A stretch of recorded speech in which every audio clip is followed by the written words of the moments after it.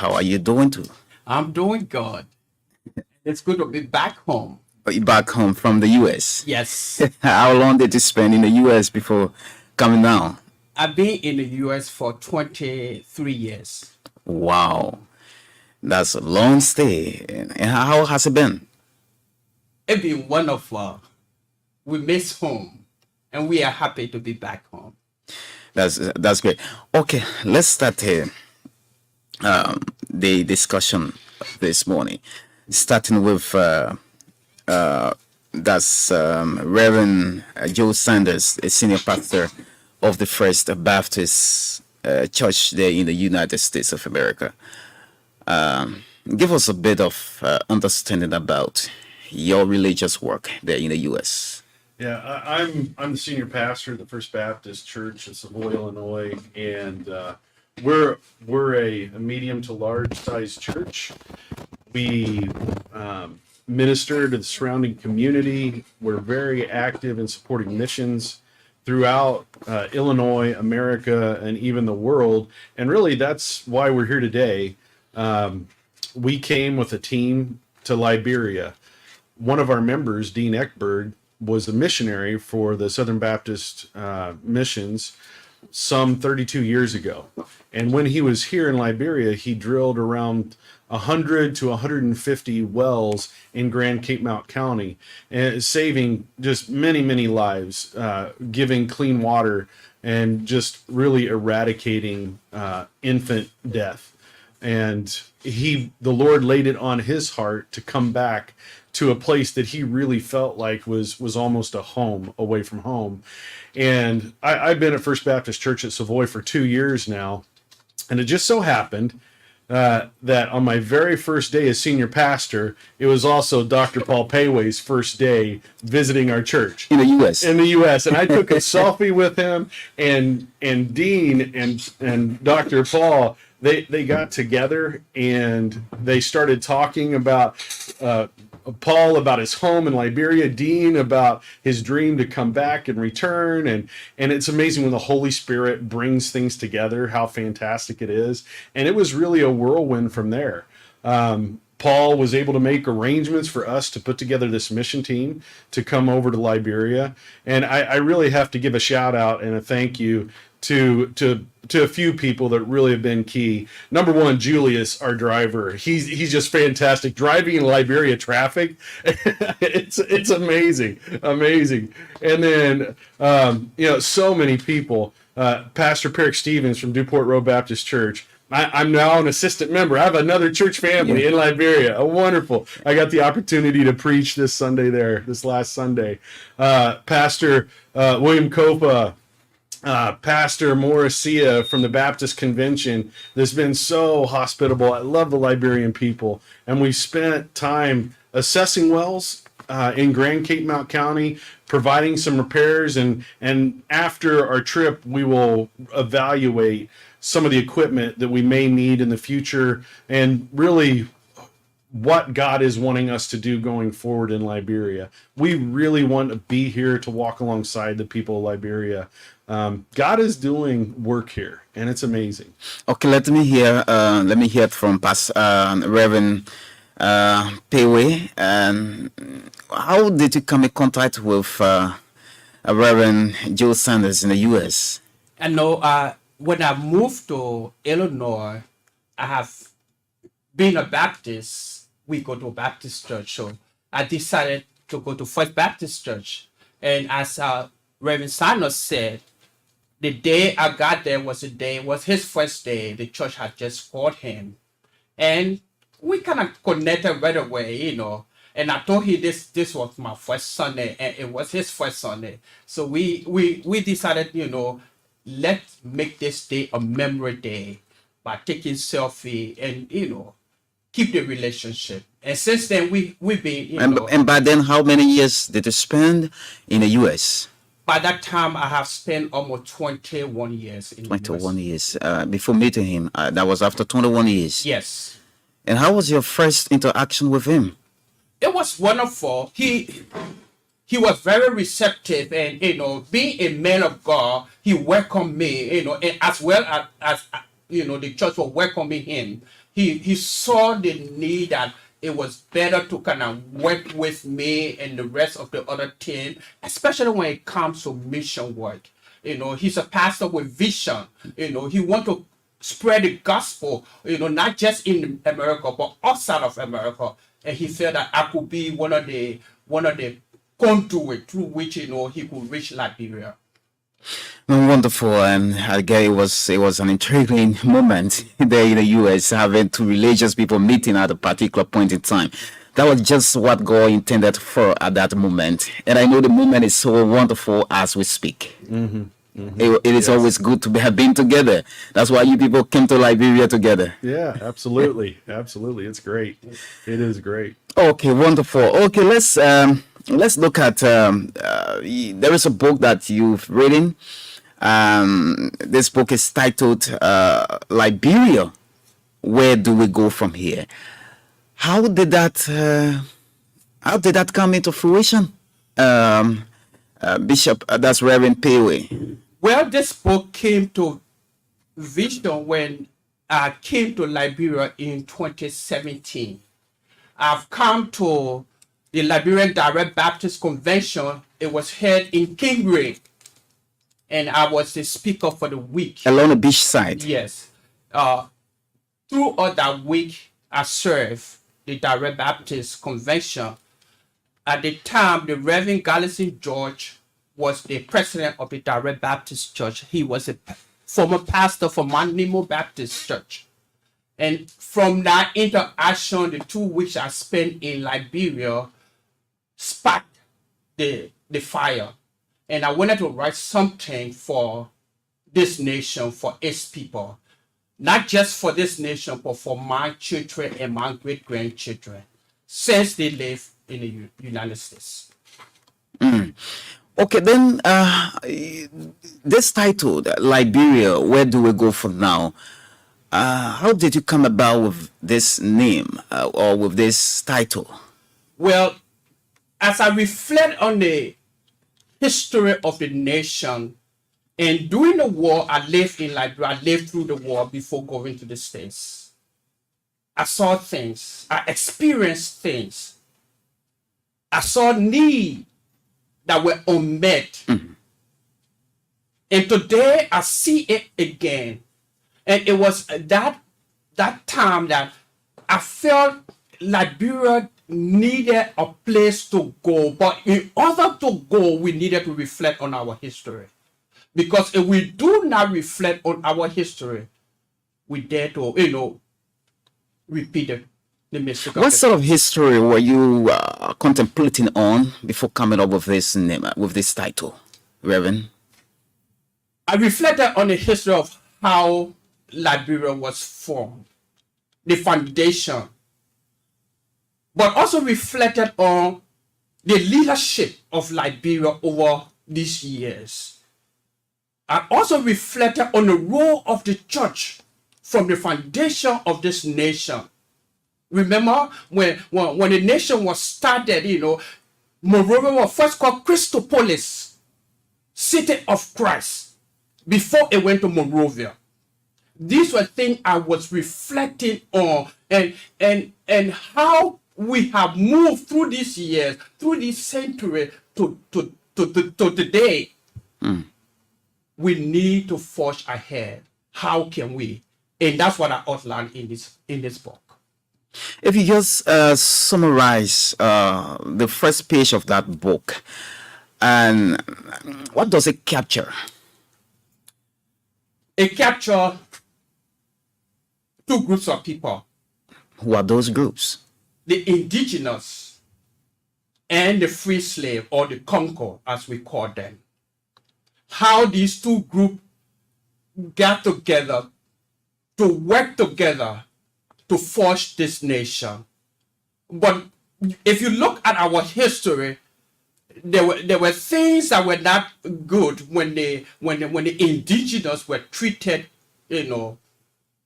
people, they did not have right to vote in the government. They did not have the power to make some decision until a president, that took interest in them and say, okay, these people were people we met here. Let us involve them in the government. So I reflected on it critically. And I said, thank God today that the indigenous and the free slave can work together. But the church play a major role in that relationship. Okay, we will come back to you, but let me come to Reverend Sanders. Reverend, you are in Liberia, along with Reverend Dr. Pewe. How do you feel being here, and what's the purpose for? Is this the first time to Liberia? It is my first time to Liberia. But you've been hearing about Liberia? Yeah. Prior to you meeting Reverend Pewe? Outside of the history books in school, I had no knowledge really of Liberia. What a Liberia is then? Yeah, just history and geography. I mean, that was about it. Learning a little bit about how the freed slaves came and populated Monrovia and the indigenous here, things like that. And it's been wonderful. When I came, I just noticed how beautiful the country is. There's just beauty everywhere, and I keep sharing with people that I personally feel, and maybe it's from a pastor's perspective, that God is really doing work in Liberia, and I'm just praying for the country. I was totally unaware that we were coming during campaigning season, and we will definitely come to that because you come into our country in electionary period. Yeah, so that's been fun. and okay, so now what's the purpose of your visit to Liberia? We honestly just want to share the love, the light of Christ. That's our goal. Share the good news about Christ. Sharing the good news. In James, he says, do not just be hearers of the word, but be doers also. And that's our goal, to physically live out that word. And years ago, Dean Eckberg, when he came as a missionary, he made it his goal to provide living water, that's Jesus Christ, not just clean water, to the people in Grand Cape Mount County.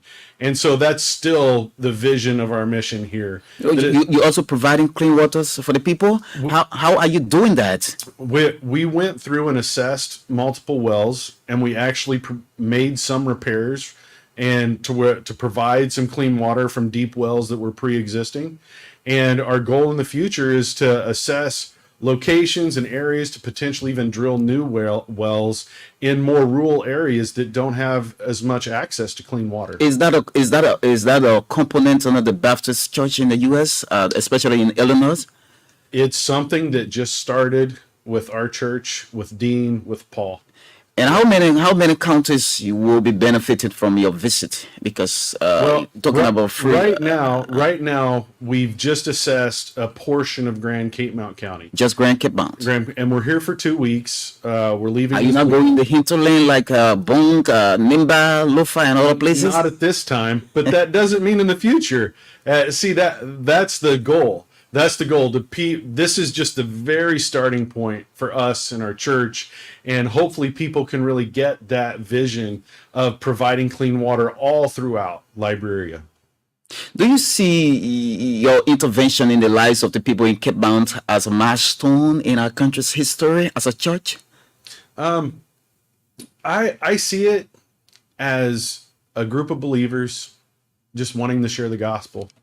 And if it's a milestone, then praise God for that. How do you term such? I would say a milestone is when the infant mortality rate drops. Okay. That's a milestone. And I know when Dean was in Grand Cape Mount County drilling those wells, so many children were dying of waterborne diseases. And after he provided those wells, the amount of young children and babies come down with diarrhea, water, just dropped to almost nothing. And so, if you want to call that a milestone, I think that's a good one. Yeah, that's a step on an expected a greater result for the future. Yeah. So it's something that was commendation from the Liberian people, Yeah. I guess, And it especially also, the people in yeah, it Piedmont. also helps provide education. Sure. Because when a village sees that this clean water from a deep well keeps their children healthy, Yeah. then they notice that. Liberian Then they people take are very ownership of smart. such. They They take do. ownership. They take ownership, and then they want to drill wells and they want to maintain them. Yeah. Of course. Okay. Wonderful. Let me go back to the writer, calling the philosopher. Now, you outlined 4 presidents in your book. Who are those presidents, and why did you outline them? The Liberian people are listening. The 4 presidents that I outlined that I kind look at critically in our history was Arthur Barclay. He ruled from 1904 to 1912. Then I look at Edwin J. Barclay. He ruled from 1932 to 1944. And then I look at William V. Studman from 1944 to 1971. And lastly, I look at Samuel Kanyandor. These presidents took power at a pivotal moment in the history of this nation. And I kind of want to lift up their contribution, but also mistakes they made. And to kind of help Liberians to look at those mistakes so that we will not repeat them as we get, as we move into the 21st and if possible the 22nd century.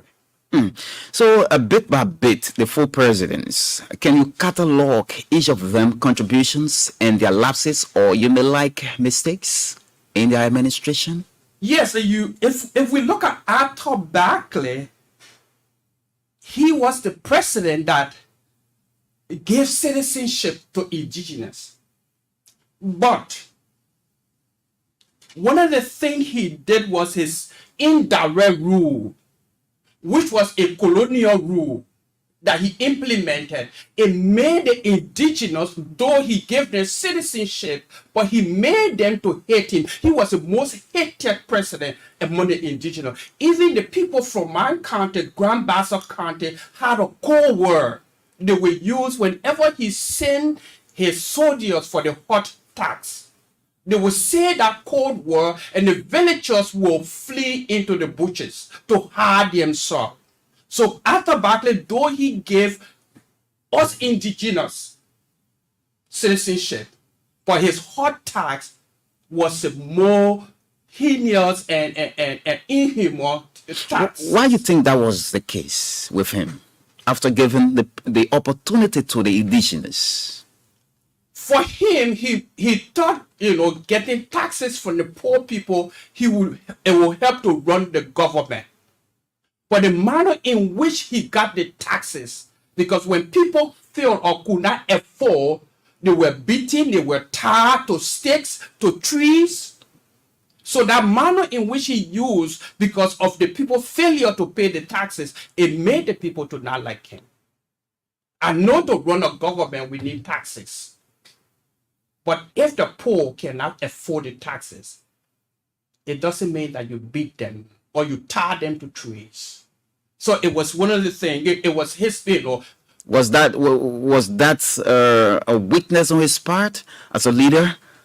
I would say you could consider a weakness, but I would say it's a context in which it's a context given to him as a leader. And each leader have to use their skill and discernment. How do you exercise your authority over the people? So in that point, I would say it was weakness, but I would say it was brutality. Brutality on the peaceful citizens. On the peaceful So that citizens. that was a major failure on his part as a president. Yes. And the next president. The next president is Edwin J. Barclay. And Edwin J. Barclay was a nephew to Arthur Barclay. So you see, it's a family thing. But you see, Edwin J. Barclay, when he got to power, there were four things that were going on simultaneously for him. One was the coup revolt in Sano County. There was a coup revolt, and he had to keep peace because the indigenous have been welcomed into the governance of Liberia. The next thing was a global economic depression. It was affecting the entire world, and Liberia was not, was not spared of that depression. The next thing he had was there was this colonial powers taking over a portion of Liberia. And this is the guy that I love when he got to the League of Nations. And he told the League of Nations, we will not allow colonial power to take any portion of Liberian land. He said if they have to do it, they will do it by force.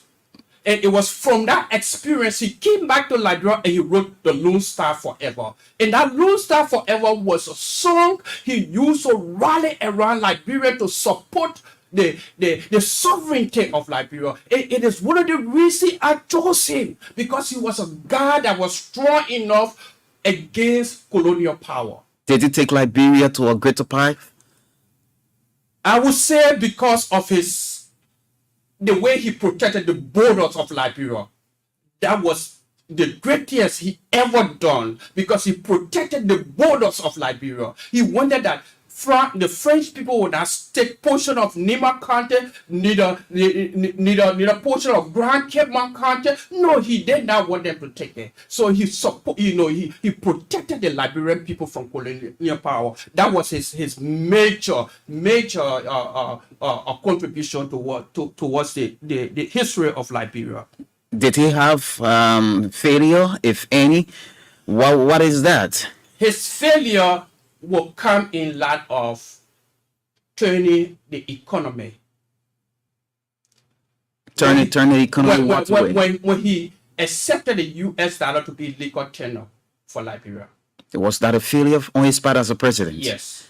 It did not bring development because the U.S. dollar was taken out. The Liberia didn't have its own currency to build its infrastructure. Wow.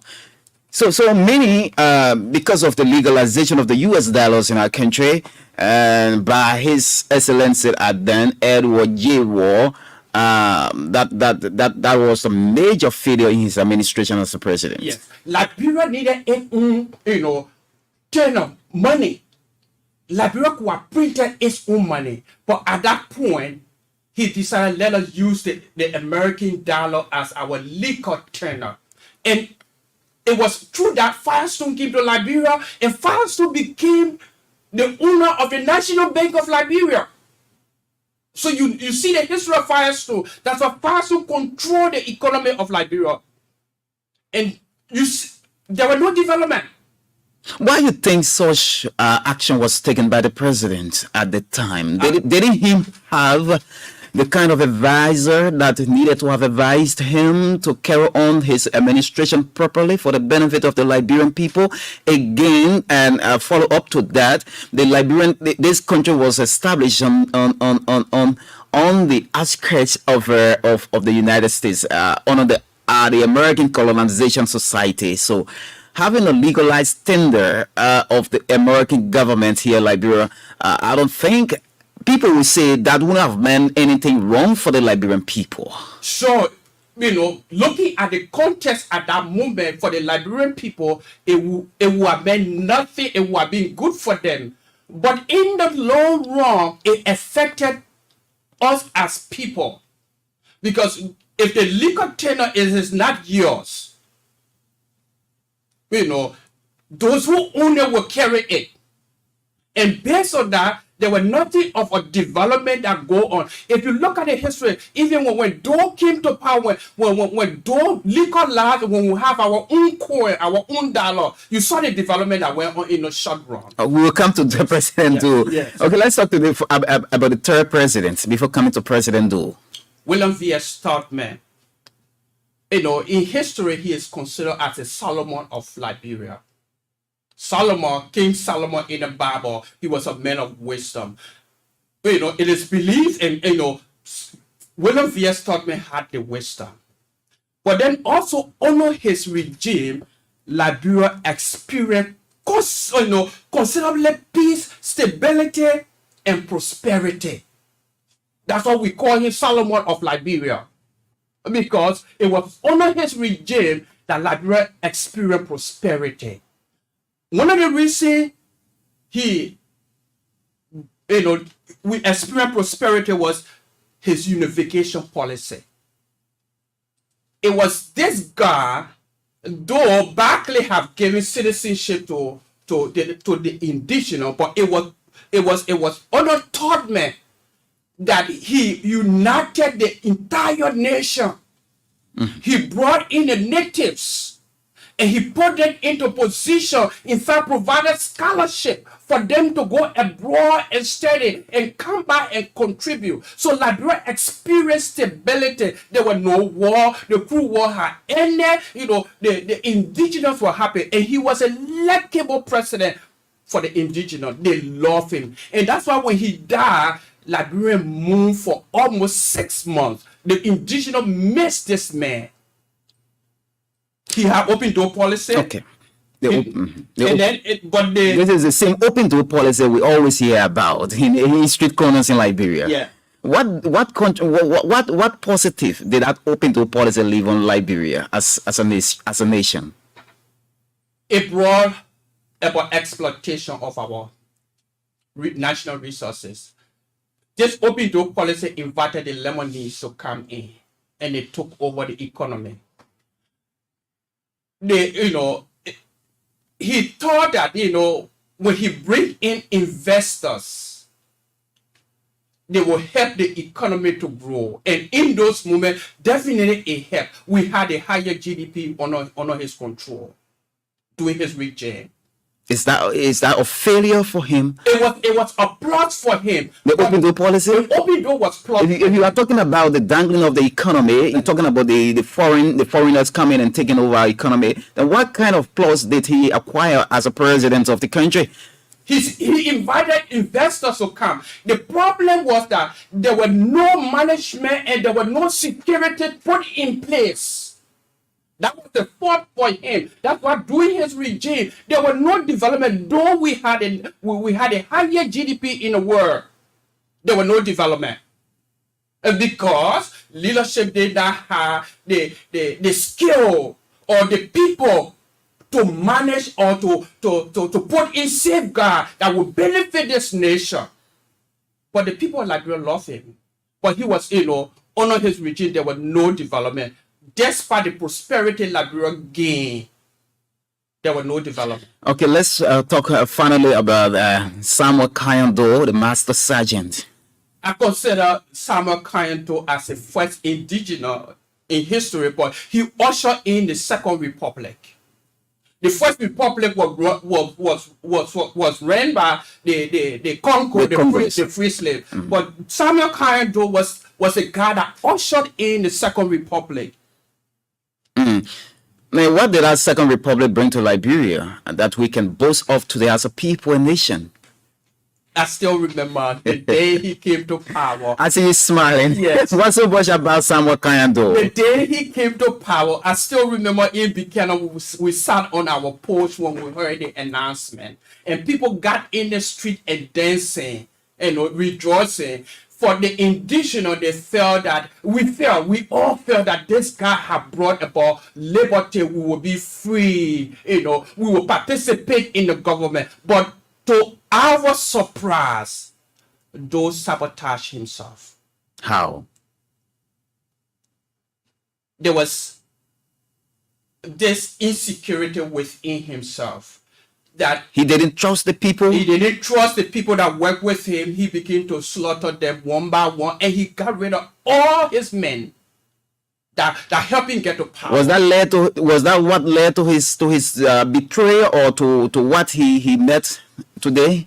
Yes, I will contribute. I will say to that. It is what led to his demise. But as a leader, sometimes the people you keep around you are your own security. But the people you keep around you should be people that have the country at its interests. But though for him, he felt that he wanted to keep people from his trouble Okay. in power, forgetting that Liberia is not made of one tribe. We are many. And the tapestry of Liberia needed people from all walks of life to participate in the governance of this country. And don't miss that part. Reverend Peeway, before Yeah. we come to Reverend Sanders, let's just amount the four presidents you mentioned, comparing and contrasting amongst them.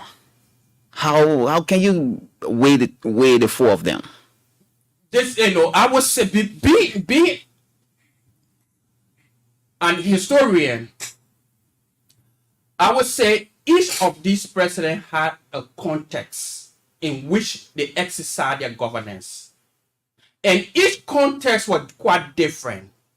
And so I cannot say bluntly that, this context of Doe was important than the context of William V.S. Tubman or Barclay. But the issue is how they exercise The execution of their duties. Yeah, duty. How Because they all politicians will come with different platforms, Yes.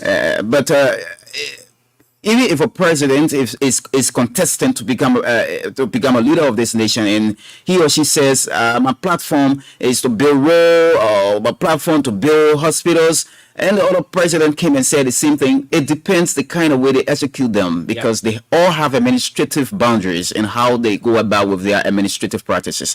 I concur with you on that. Okay, I will come back to you, but let me go to Reverend Sanders.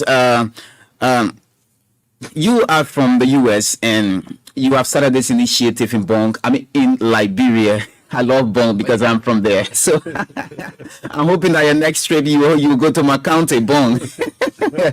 Okay. So you talk about your intervention in the lives of the people in Cape Mount, providing safe drinking waters for the people there, and you are here for 2 weeks. When you return, when do we expect you back with such an initiative again? The people will all be expecting a return to have safe drinking waters in their local communities as well. Well, Lord willing, we'll be back at least once within this next year. Or 20 to 24. Yeah. That will be after our elections. Yes, and maybe that'll be a good thing. Okay. So now you are here as we approach elections. You've been here for some times now. How do you observe the terrain? Do you see a safe terrain? How do you observe our security in our country? Yeah, well, it's interesting driving down the street whenever everybody's campaigning and you go from one area to another and there's crowds and everybody's shouting and passionate. And, I think it's that way all over the world. It's that way in America. Not necessarily stopping traffic.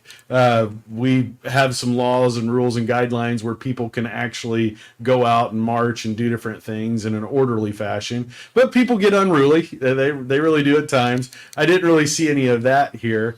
But people are passionate about their future wherever you go in the world. And I see that in Liberian people. I've been told somewhere around 800 or more candidates for 73 positions. That just blows my mind. Huge. That blows my mind. And we have a little bit different system. You have how many parties in the U.S.? We have two primary two parties. parties. Yeah, Democrat and Republican. Yeah. Yeah. So is ours quite different from yours? Yeah, Is it because of the multiplicity of the parties? Yeah, it is. It is very much. And I think one of the things, of course, I'm not very aware of Liberian politics, being a pastor in middle of the cornfields in Illinois. But I would imagine when you have so many candidates, there's a lot of overlap. So it's hard for the people to decide whose policies and politics they want to vote for. But like I share with people in my country, the number one thing is Jesus. He's the one that transforms lives. He's the one that not only do we need in our personal life, he needs to be the one that is in our businesses. He needs to be the one in our politics. He needs to be the one in our relationships. And as Christians, if we can vote with our faith, then the best result will come. And we do not want to be different people in the voting booth as we are in the church pew. And that's one of the reasons we're here, not to just be hearers of God's word, but to be doers also. And that's always the hardest thing, especially when we're passionate about one side or the other, or one candidate or the other. Yeah. And we need to really vote with our faith, whatever that vote would be. You said you administer to one of the churches here in Dupotro, right? Yeah. And how do you see our Christianity? Do you see challenges in the Christian community, in Liberia? Do you see some prospects as well? Well, I just got a very small snapshot. We're here for such a short time. I would really hesitate to really inject any sort of broad overview of what's going on. I will say, I saw people led by the Holy Spirit. I saw people that were welcoming and loving, and people that are really living out their faith. And I've been surrounded. I was kind of laughing about it and talking about it to some colleagues about how we've been in this Baptist bubble as we've been doing different things. I know. But I feel like I felt like this last Sunday when I was at Newport Road that it was my church family. And I really don't know how to describe it. If you've never been to Newport Road, you need to go. I mean, there's such welcoming and loving people. I felt like I walked into my own church. It just looked a little different than it does in America. And so that's the type of hospitality that our team has been given wherever we've been here in Liberia. And, I think that that's a gift from God, and I praise him for that. So, religiously, as a man of God, what could be your kind of advice, your frantic advice to the Liberian people? Because now this is your second home outside of the U.S. Owing to the fact that you have a Liberian man alongside your religious man as well, and you have started doing some projects in Liberia, providing waters for the people in Liberia. And this is going to be on a normal basis where you're going to be coming to Liberia on a visit, at least to visit your people, and you need a peaceful society. What would be your advice to people as we move up to these elections in October? Yeah, Lord willing, we get to come back. We're one church in the middle of Illinois, and our goal is to continue on forward. And this is just the first step. My advice is the same advice I give to people in America: live out your faith. Continue to vote with your faith, and you need to get out and vote. You really do. That is part of your call, not only as a Christian, but as a citizen of the nation. And if you want change, and I really don't know anyone, even in America, no matter what party they are, I don't know anyone that doesn't think that there can be improvements. And if you want improvements in your country, you need to go vote with your faith. And one of the things I would love to see is, in America, oftentimes you see on our media, the candidates are going at each other, and you see on social media they're going back and forth, and they are tearing each other apart verbally, right? They really are. But at the end of the day, when they're done and one wins, even the opposing candidate comes together and say, God bless America. And so I really hope that all of the Liberian people, no matter who the candidate is, they can all come together, and the ones that lost, the ones that won, and say, God bless Liberia. Now, if I can quote Pastor Payway's book, Liberia, where do we go from here? From here. Yeah. Good. Let me go to a very good title. Liberia, where do we go from here? And that question is yet to be answered. Yeah. So let me ask you, Pastor Payway, Reverend Payway, what do you expect from Liberians, or what do you want the Liberians to learn from this book you've written? One is to know their roots, where they are from, or where God has brought us from. As a people, God has taken us through century, through political upheavals, through civil war, through Ebola crisis. Let them know. The corona. Corona, let them know. Let them be aware. And then I want you to have a love for this nation. You know, we say in the emblem, the love of liberty brought us here. It's our emblem.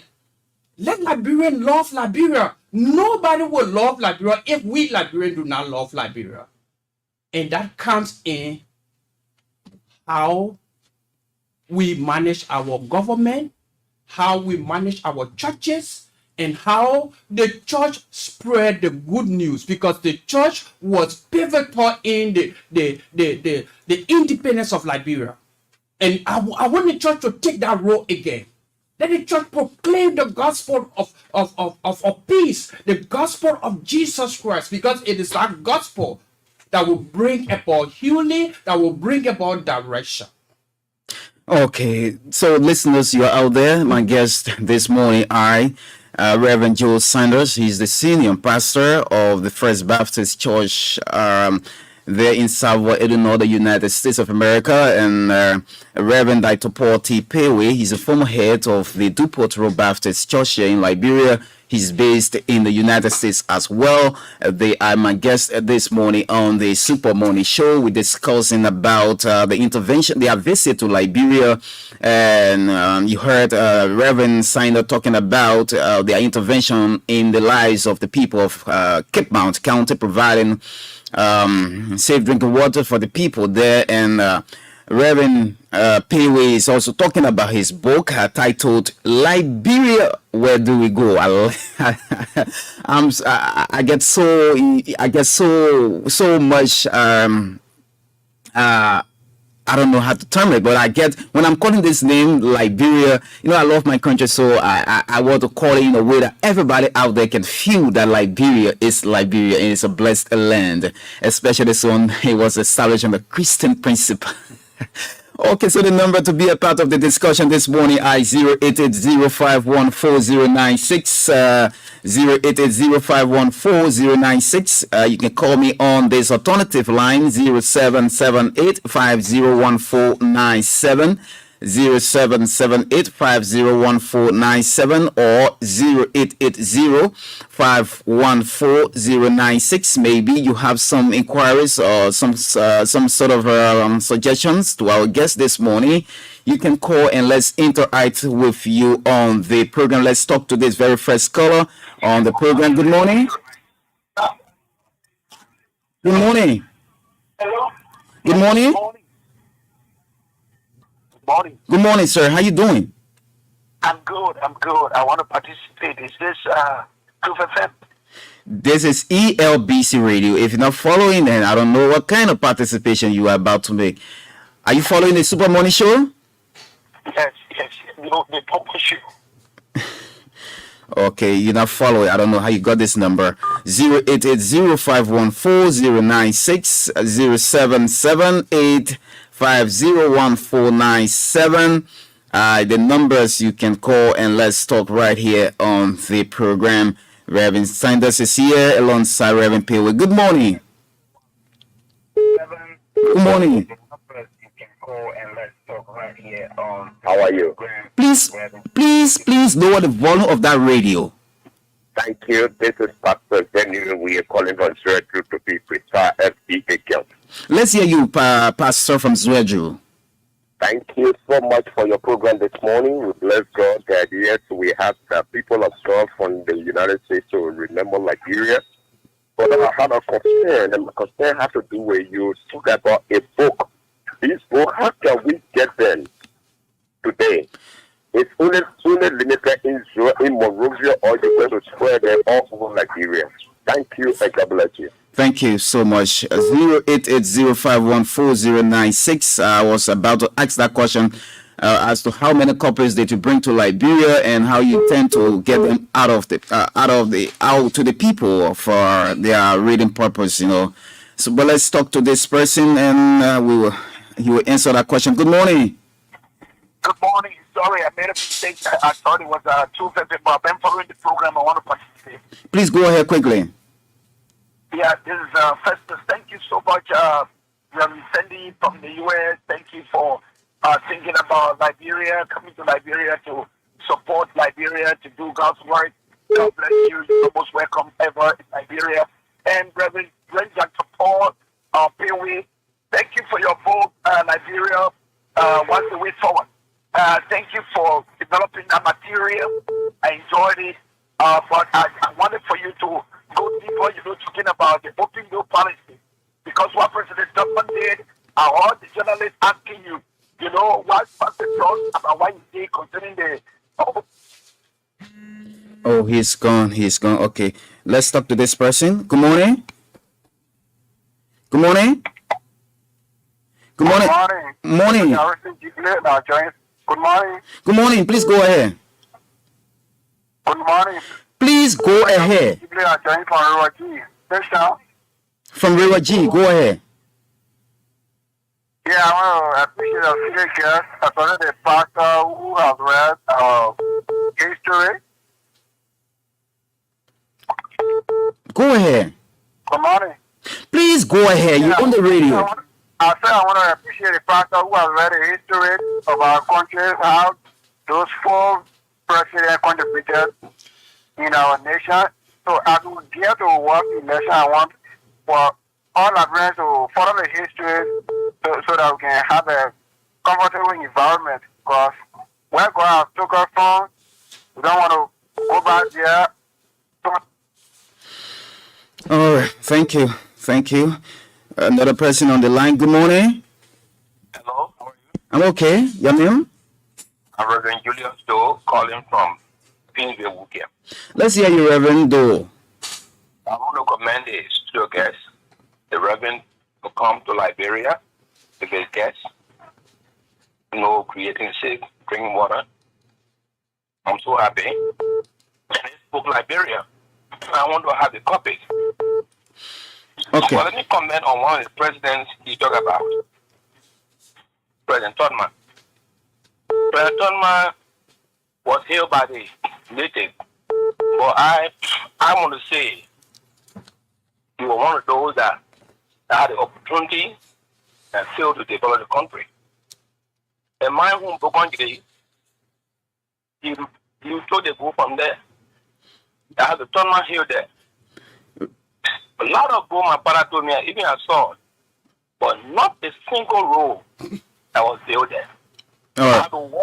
I have to walk from that place for days to go to Greenville. So when I grew up, I don't see why he stayed there for 27 years. Yes, it's true, he brought this open door policy, but he don't love the country. All right. Thank you. Thank you. Thank you. Let's talk to this person. Good morning. Morning. 0880-514-096. Reverend Peewee, you just addressed the few concerns. Then, Well, for us this morning, we brought a copy of the book to donate to ERBC. Okay. And I want to give you this copy. all right. We brought 50 copies of the book to Liberia. And what we have been doing since we've been here is we have been donating it to universities. And today we're going to be donating a few copies to the Liberian Baptist Seminary. They are not on sales.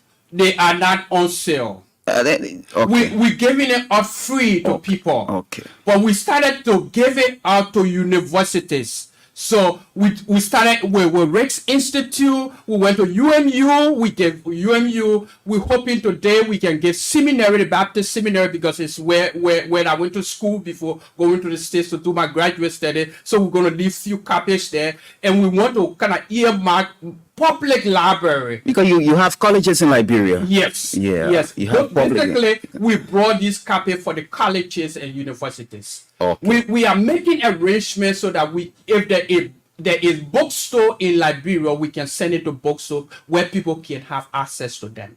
But it is on Amazon. You can download copy from Amazon on your smartphone, on your Kindle, or on your whatever device you have to be able to have access to them. Okay. Okay, we can take like 3 more calls. Then the commendation, Reverend Sanders got commendations, not questions specifically, right? So so many Liberians are home now. You're hearing the Liberians calling over, commending you for what you have started doing for our country. So yeah, Well, that just you really have a lot of warms- challenge now. Yeah, that really warms my heart. I mean, that's amazing. And I would say to all of them, they can do it too. They can do it in their own community. Acts chapter 1, verse 8 says that we're to spread the gospel through Jerusalem, all Judea, Samaria, and the uttermost reaches of the world. Start at home, start spreading the gospel, teaching people about Jesus. I heard it a long time ago, and it's true. People don't care what you know until they know you care. Go care for people and give them Jesus along the way. That's the goal. We can take a few more calls, like 2 or 3, then we let our guests go this morning. 0880-514-096 0778 501496. That's 077. That's 0. Okay, let's talk to this person. Good morning. Yeah, good morning. Morning. Yeah, I'm John Musa from Pipeline, Tangeville. Let's hear you. Yeah, thanks the Reverend in studio. My question is concerning the clean water project. Why they decided to select Cape Bon first as a starting point? That's what I want to know. Okay, just listen now. Reverend Sanders is about to answer your question. Reverend? Yeah, thank you for that question. In the beginning, I mentioned Dean Eckberg. He was a missionary through the Southern Baptist Convention some 32 years ago, and he was here for 5 or 6 years, and he was specifically stationed in Grand Cape Mount County then. So this initial trip was to come and assess the wells that he drilled in that area of Grand Cape Mount County to the best of our ability with the limited time we have. Potentially provide some repairs that we could, and then evaluate later what and where we can do to help provide clean water, not just to Grand Cape Mount County, but to other regions throughout Liberia. Okay, let me just get your party comments, and starting with you, Reverend Sanders. What's your party comment before we go? Well, thank you very much for having us on this morning. It's really such a blessing to be able to come to a country that has not only its foundations in Christianity and belief, but a country that lives out their faith, just out in the air openly. It's so refreshing. I would just say, God bless you, your radio station. God bless Liberia. God bless whoever the ruler, the leader is that he puts in each of these positions, because God has placed them there, whoever that is. And I also have to do one more shout out on our team. Yeah. He's been extremely instrumental. Cephas, he's the man. He's the man. He's helped us out nonstop throughout the trip. But thank you very much for having us on today. Thank you, Reverend Sanders. Reverend Pewe, finally. Well, thank you for having us today. I do really appreciate the opportunity to talk about my book, Liberia. Where do we go from here? And it's a question to ponder, and I hope the Liberian people will ponder over these questions. The book will be in university library, and if possible in the public library. We are hoping that we can send copies for our bookstore, so the Liberians will have access to this book. Thank you. Thank you so much, the two Reverends. It was wonderful having you all. Yeah, thank you. Well, they are Reverends Joe Sanders, the senior pastor of the First Baptist Church, Savoy, Illinois, the United States of America, and Reverend Dr. Paul T. Pewe is a Liberian and former head pastor of the Dupotro Baptist Church here in Liberia.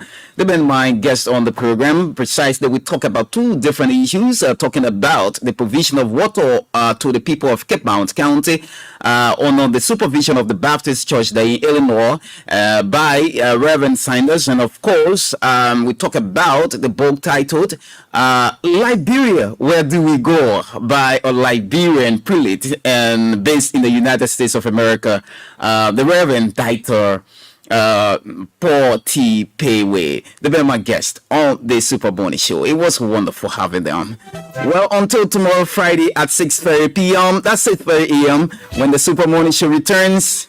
On behalf of the team here, my name is Melvin Stewart. Thanks to Damawa Fofana, who has been on social media. Thanks to all of our followers from across the world, in Liberia precisely. Until then, have a wonderful and a God bless.